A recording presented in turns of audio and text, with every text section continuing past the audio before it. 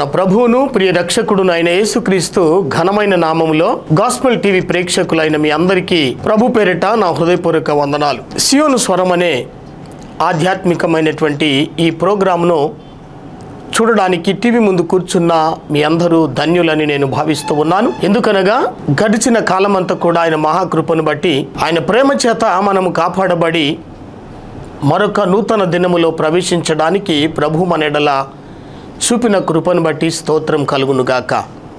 ప్రభునందు ప్రియులారా, గడిచిన సంవత్సర కాలము నుండి నిర్విరామంగా కొనసాగుతున్నటువంటి ఈ టీవీ కార్యక్రమాన్ని మరి స్పాన్సర్ చేస్తూ ఉన్నటువంటి కుటుంబాన్ని దేవుడు అత్యధికంగా ఆ కుటుంబాన్ని దీవించి ఆశీర్వదించునుగాక.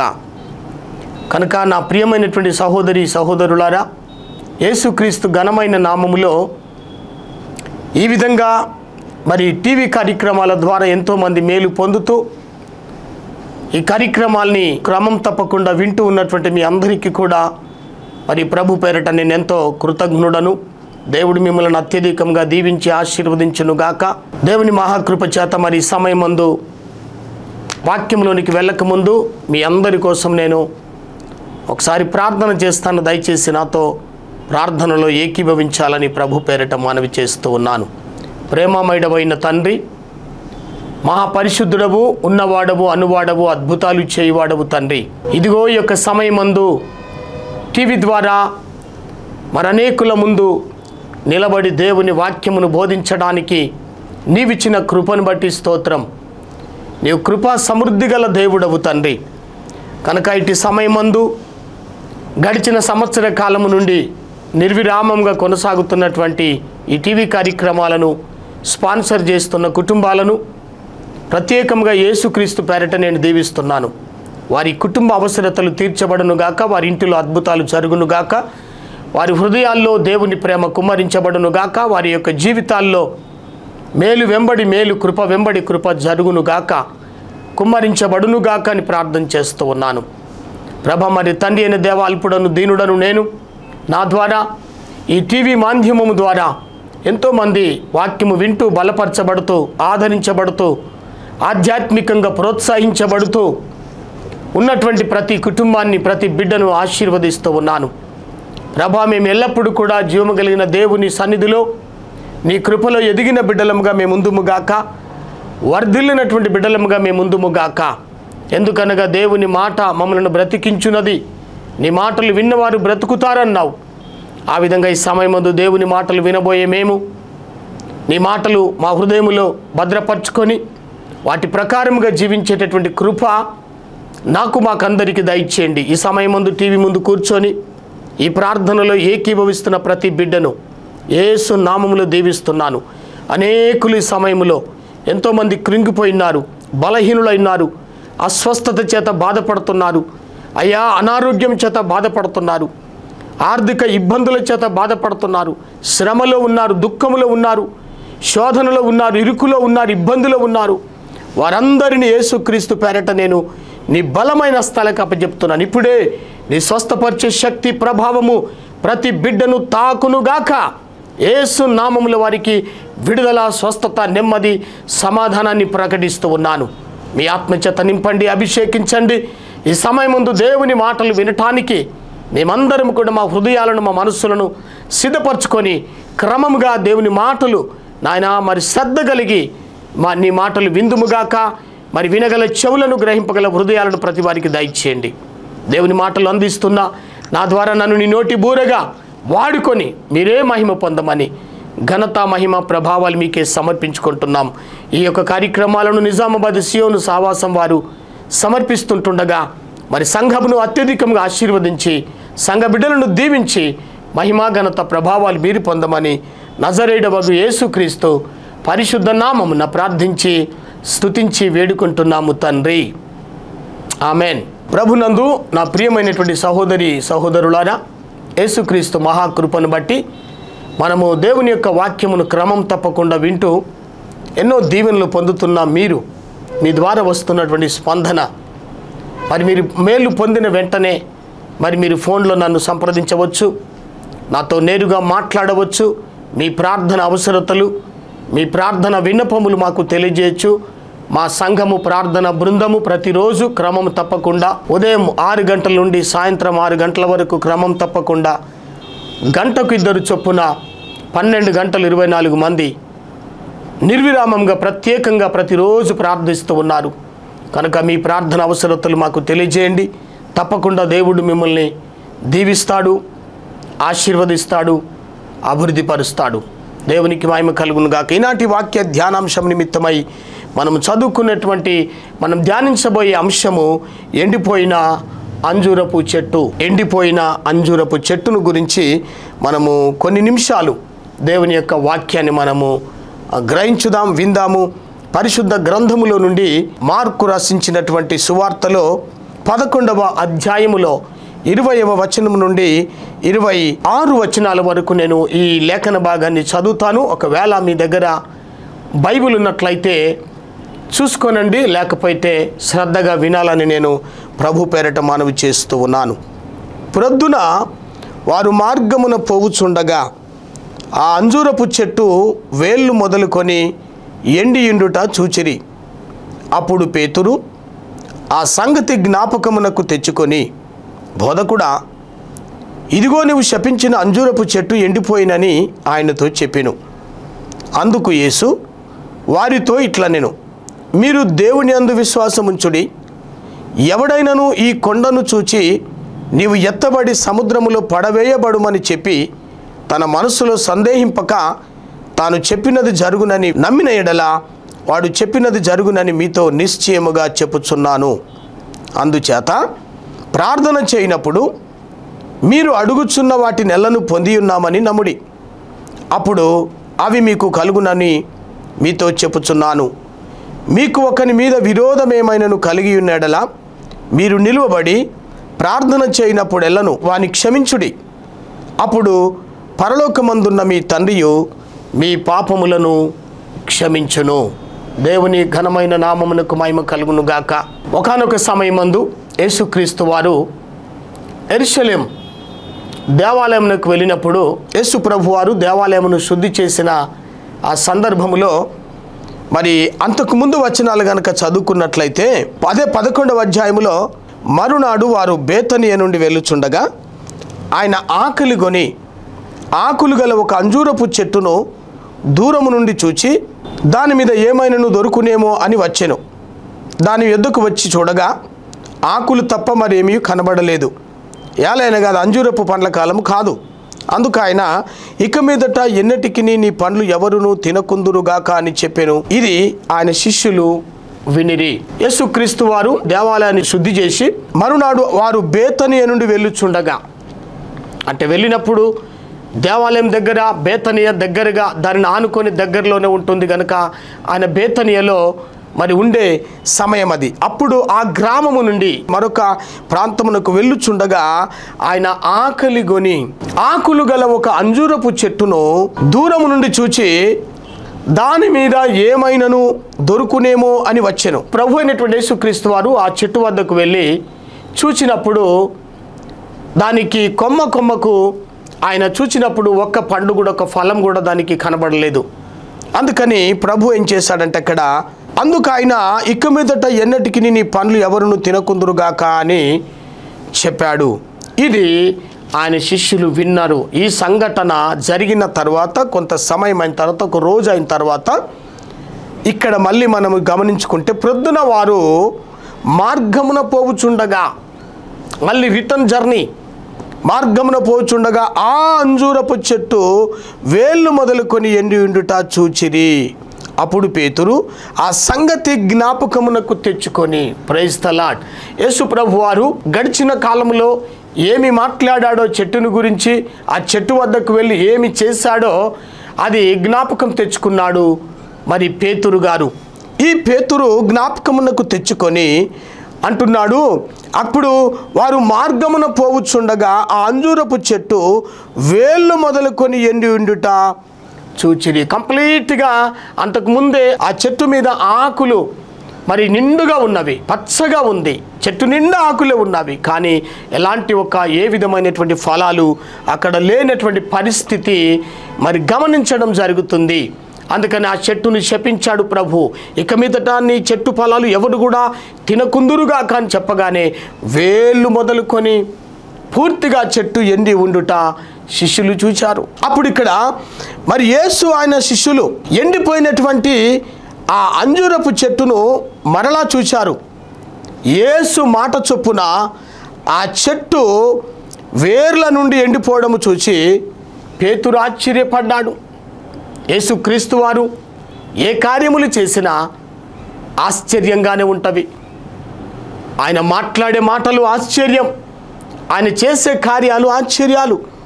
కనుక పేతురు గారు అయ్యో ఈ మాట చెప్పిన వెంటనే ఇలాగ జరిగిందని పేతురు ఆశ్చర్యపోయినటువంటి సంగతి మనం ఇక్కడ గుర్తు తెచ్చుకుంటున్నాం. అయితే యేసు ఆ చెట్టును ఆధారంగా చేసుకొని మరొక ముఖ్యమైనటువంటి పాఠాన్ని వారికి అక్కడ బోధించడం జరుగుతూ ఉంది. అదేమంటే ఒకరు విశ్వాసము కలిగి ఉంటే అతడు ఏమి అడిగినా జరుగుతుందని 24వ వచనములో మనం ఇక్కడ చూస్తూ ఉన్నాం. అందుచేత ప్రార్థన చేయనప్పుడు మీరు అడుగుచున్న వాటి నెలను పొంది ఉన్నామని నమ్ముడి, అప్పుడు అవి మీకు కలుగునని మీతో చెప్పుచున్నానని లేఖనం ఇక్కడ మనం గమనించుకోగలుగుతూ ఉన్నాం.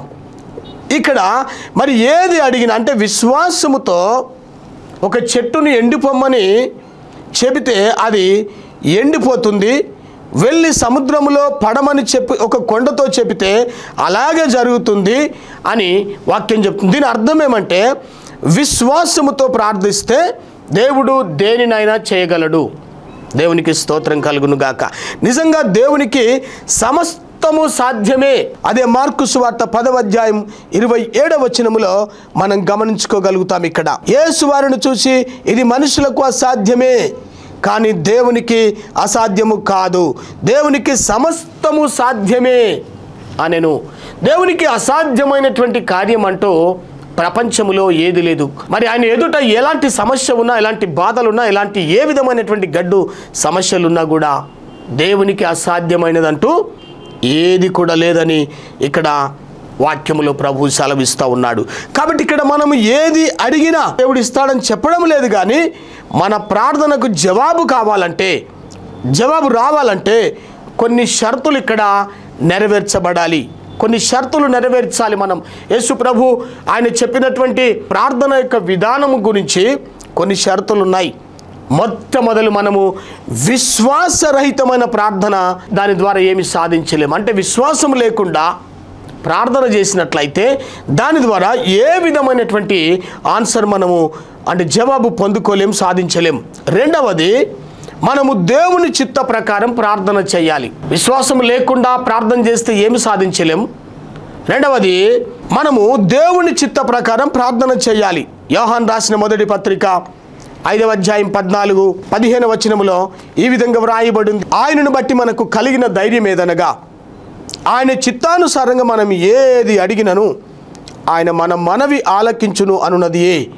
మనమేమి అడిగినను ఆయన మన మనవి ఆలకించునని మనం ఎరిగిన ఎడల మనం ఆయనను వేడుకొనినవి మనకు కలిగినవని ఎరుగుదుము. రెండవది ఏంటంటే దేవుని చిత్త ప్రకారం మనము ప్రార్థన చేయాలి. దేవునికి స్తోత్రం కలుగును గాక. మూడవది మనము యేసు నామములో ప్రార్థన చేయాలి, ఆయన కొరకు ప్రార్థన చేయాలి. యోహాను సువార్త 14వ అధ్యాయం 13-14లో మనం ఈ మాటలు గమనించుకోగలుగుతాం. మీరు నా నామమున దేనిని అడుగుదురో తండ్రి కుమారుని యందు మహిమపరచుటకై దానిని చేతును, నా నామమున మీరు నన్నేమి అడిగినను నేను చేతును అనగా ఇక్కడ చూడండి, యేసు నామములో ప్రార్థన చేయాలి, యేసు కొరకు ప్రార్థన చేయాలి. అంతేగాని మన కొరకు, నీ కొరకు, నా కొరకు మనం ప్రార్థించినట్లయితే దానికి జవాబు రాదు. యోహాను సువార్త 16:23వ వాక్యములో కూడా ఈ మాట మనం అక్కడ గమనించగలం. ఆ దినమున మీరు దేని గూర్చి నన్ను అడుగరు, మీరు తండ్రిని నా పేరిట ఏమి అడిగినను ఆయన మీకు అనుగ్రహించునని మీతో నిశ్చయముగా చెప్పుచున్నాను. యేసు ప్రభు స్వయంగా చెప్తున్నాడు, యేసు నామములో అడగాలి.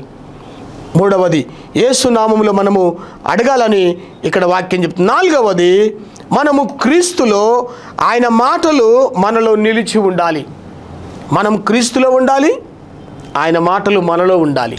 అదే యోహాను సువార్త 15:7 అంటున్నాడు కదా, నా యందు మీరు, మీ యందు నా మాటలు నిలిచి ఉండిన యెడల మీకేది ఇష్టం అడగండి, అప్పుడు అది మీకు అనుగ్రహించబడును అని. క్రీస్తులో ఉండాలి, దేవునిలో ఉండకుండా మన ఇష్టానుసారంగా జీవించి మనం అడిగినట్లయితే దాని ఫలాన్ని మనము పొందలేం. అంటే మనము ఆయన ప్రేమలో, ఆయన అధికారం కింద ఉండాలన్నమాట. దేవుని ప్రేమలో ఉండాలి, దేవుని అధికారం కింద ఉండాలి, ఆయన చిత్తమునకు లోబడాలి. ఒకవేళ క్లుప్తంగా మనం చెప్పాలంటే క్రీస్తు మన జీవితానికి ప్రభువై ఆయన ఆత్మ మనలను నడిపించాలి. పరిశుద్ధాత్మ మనము దేని కొరకు ప్రార్థన చేయాలో బోధించడమే కాకుండా విశ్వాసముతో ప్రార్థించడాన్ని ఆయన మనకు నేర్పిస్తాడు. కనుక మనము ఈ విధంగా క్రీస్తులో ఉంటే క్రీస్తు పక్షాన విశ్వాసముతో అడిగినదంతా కూడా దేవుడు దయచేస్తాడు. ఇది తన శిష్యులకు యేసుక్రీస్తు వారు నేర్పించినటువంటి చక్కని పాఠము.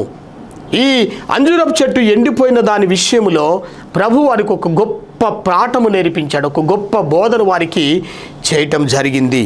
నా ప్రియమైనటువంటి సహోదరి సహోదరులారా, ఈ మాటలు వింటున్నటువంటి నువ్వు ఎవరైనా సరే, నువ్వు క్రీస్తులో విశ్వాసం ఉంచి నువ్వు ప్రార్థించినట్లయితే ప్రభువు నిన్ను తప్పకుండా దేవుడు దీవిస్తాడు. కాబట్టి దీన్ని బట్టి మనం విశ్వాసంతో ప్రార్థించడం అంటే ఒక ఏదో మాయాజాలమో లేదా మరి ఒక పద్ధతో లేక మాటల ప్రయోగమో కాదని మనం ఇక్కడ తెలుస్తుంది. సరైన విధంగా చేసిన ప్రార్థన దేవుని యొక్క అనంత శక్తిని విడుదల చేస్తుంది. మనం ప్రార్థించేటప్పుడు దేవుడు ఆలకించి ఆ కార్యమును నెరవేరుస్తాడు. దేవునికి మహిమ కలుగును గాక. కాబట్టి మనము మరొక విషయము ఇక్కడ గుర్తుంచుకోవాల్సింది ఉంది. ఆయన మన ప్రార్థనలకు సదా ఆయన జవాబిస్తాడు. కానీ మనం అనుకున్న విధంలో ఇవ్వడు. మనం ఒకటి అడగవచ్చు, అయితే ఆయన తన జ్ఞానముతో మనం అడిగిన దానికంటే మంచిదాన్ని కూడా ఇవ్వచ్చు. దేవుడు మనం కోరిన దాన్ని మించి మన జీవితాలను ఫలభరితం చేసి దీవించాలని ఆశిస్తున్నాడు. ఒకవేళ శ్రేష్టమైన రీతిలో ఆయన మనకు జవాబు దయచేస్తాడని మనము విశ్వసించాలి. ఇక్కడ కొన్ని పద్ధతులు ఉన్నవి.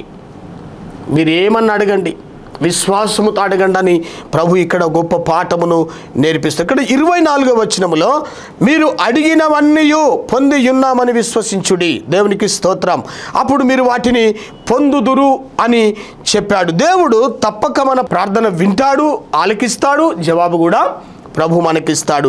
ఆయన అలా చేస్తానని వాగ్దానం చేశాడు. దావీదు కుమారుడు సొలొమోను దేవుని ఈ విధంగా స్తుతించాడు, నా తండ్రి అయిన దావీదునకు మాట ఇచ్చి తానే స్వయంగా నెరవేర్చిన ఇశ్రాయేలుల దేవుడైన యెహోవాకు స్తోత్రము కలుగును గాక అని దినవృత్తాంతములు 2వ గ్రంథములో 6-4వ వచనములో ఈ విధంగా సెలవిస్తూ ఉన్నాడు. కాబట్టి దేవుడు మన ప్రార్థనకు జవాబు ఇచ్చాడని మనకు నిశ్చయత కలిగినా కూడా కొన్నిసార్లు ఆ జవాబును పొందలేం, అనుభవించలేం. మన ప్రార్థన నెరవేర్చడానికి తగిన సమయం ఏదో దేవునికి తెలుసు. నువ్వు అడిగిన వెంటనే ఎప్పుడు జవాబు ఇవ్వాలో మనం నమ్మినటువంటి దేవునికి మన గురించి ఆయనకు బాగా తెలుసు. కాబట్టి దాన్ని అందుకోవడానికి మనం ఎప్పుడు సిద్ధంగా ఉంటామో ఆయనకి తెలుసు. దేవునికి స్తోత్రం.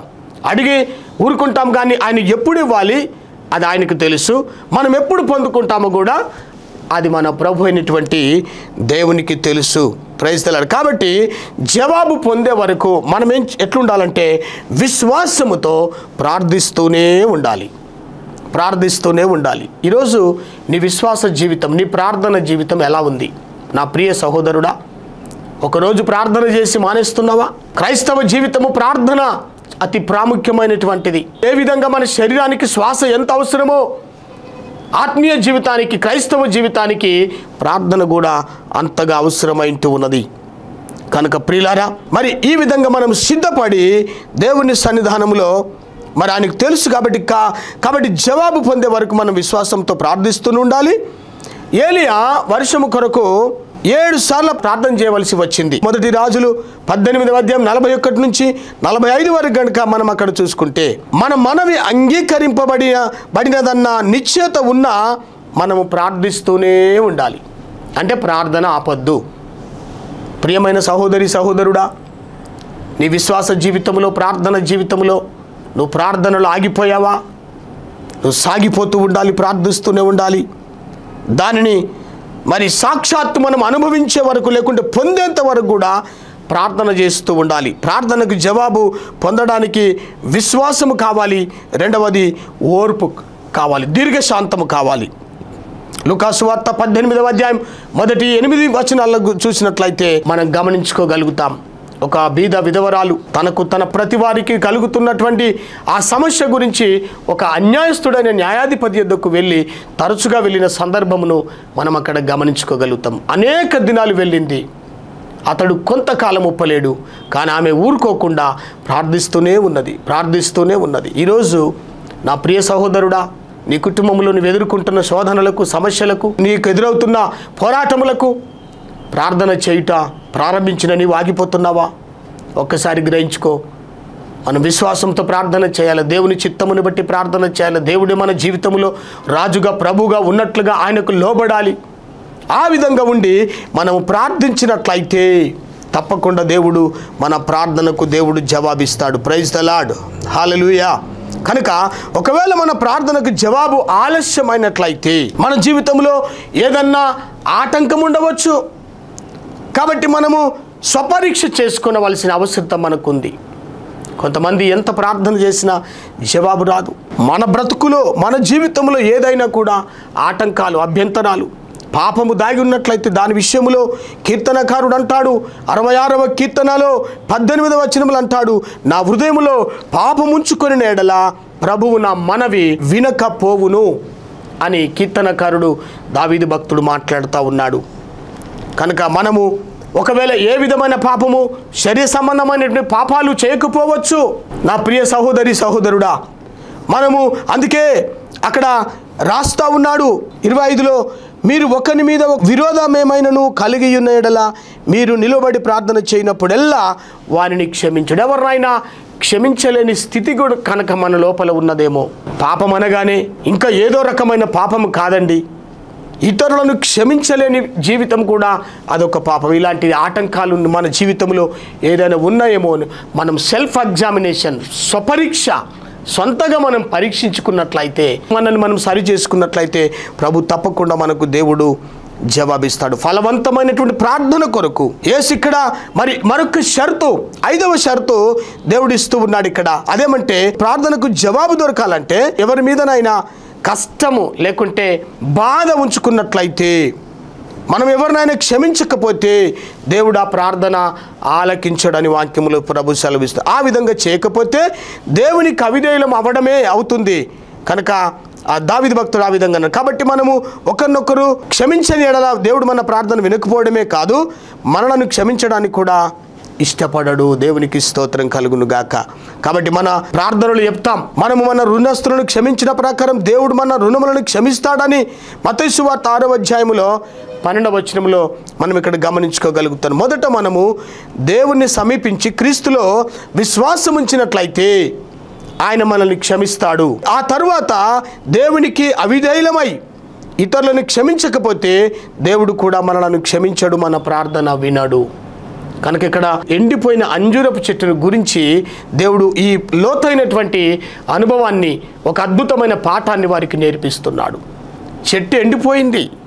చెట్టు అనగా మరి ఆ యొక్క ఆకులు ఇశ్రాయేలుల గురించి, యూదుల గురించి రాశాడు. అది యూదా ప్రజలు మరి కనబడుతున్నారు కానీ ఫలాలు లేవు, అందుకే దాన్ని శపించాడు.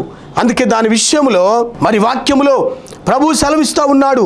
మరి అనేక సందర్భాల్లో క్రీస్తు శకం 70వ సంవత్సరంలో యెరూషలేం పట్టణం అంతా, ఇశ్రాయేలు దేశమంతా కూడా నాశనమైనటువంటి పరిస్థితి మనకు కనబడుతూ ఉంది. కనుక ఆ విధంగా ప్రియ సహోదరి, మరి మనము ఈ ఎండిపోయిన జీవితంలాగా ఉండకుండా, మనమేదో పైకి మతస్థులలాగా కనబడకుండా ఫలభరితంగా ఫలాలు ఫలించే చెట్టు వలె, క్రైస్తవుల వలె, దేవుని బిడ్డల వలె మనం జీవించుదాం. విశ్వాసంతో మన ప్రార్థనలో ఎదుగుదాం. అట్టి కృపతో దేవుడు మనల్ని నింపి ఆశీర్వదించునుగాక. ప్రార్థన చేసుకుందాం. మహాపరిశుద్ధుడైన తండ్రి, ఈ సమయమందు ఎండిపోయిన అంజూరపు చెట్టును గురించి ప్రభు అయినటువంటి యేసుక్రీస్తు వారు తన శిష్యులకు నేర్పించిన గొప్ప ముఖ్యమైన పాఠాంశమును ఈరోజు మేము కొంతవరకు విన్నాం. ప్రభా, మరి ప్రార్థన చేస్తే, విశ్వాసంతో ప్రార్థన చేస్తే చెట్టు ఎండిపోతుంది, కొండను చూసి సముద్రంలో పడునుగాక అని చెప్తే అలా జరుగుతుందని, మరి దానికి మేము ఏ విధంగా తగిన వారమై ఉండాలో, ఎట్లా ప్రార్థన చేయాలో, ఏ విధంగా దేవునికి అనుకూలంగా మేము ఉండి ప్రార్థించాలో, ఎప్పుడు జవాబు పొందుతామో, ఎప్పుడు జవాబు పొందమో కొన్ని విషయాలు విన్నాం. ఆ విధంగా ఈ మాటలు వింటున్న ప్రతి బిడ్డ విశ్వాసములో బలపడునుగాక, ప్రార్థనలో ఎదుగుదురుగాక, ఫలించుటలో అభివృద్ధి పొందుదురుగాక. ఘనత మహిమ ప్రభావాలు మీకే సమర్పించుకుంటూ యేసు పరిశుద్ధ నామమున ప్రార్థించి వేడుకుంటున్నాము తండ్రి. ఆమెన్. మన ప్రభు అయిన యేసుక్రీస్తు కృపా సమాధానములు, తండ్రి అయిన దేవుని ప్రేమ, పరిశుద్ధాత్మ యొక్క అన్యోన్య సావాసం టీవీ ముందు కూర్చున్న ప్రతి ఒక్కరితోనూ, లోకమందున్న సకల పరిశుద్ధులతో ఇప్పుడును సదాకాలము తోడై నీడయుండును గాక. ఆమెన్. దేవుడు మిమ్మలను ఆశీర్వదించును గాక. ఆమెన్.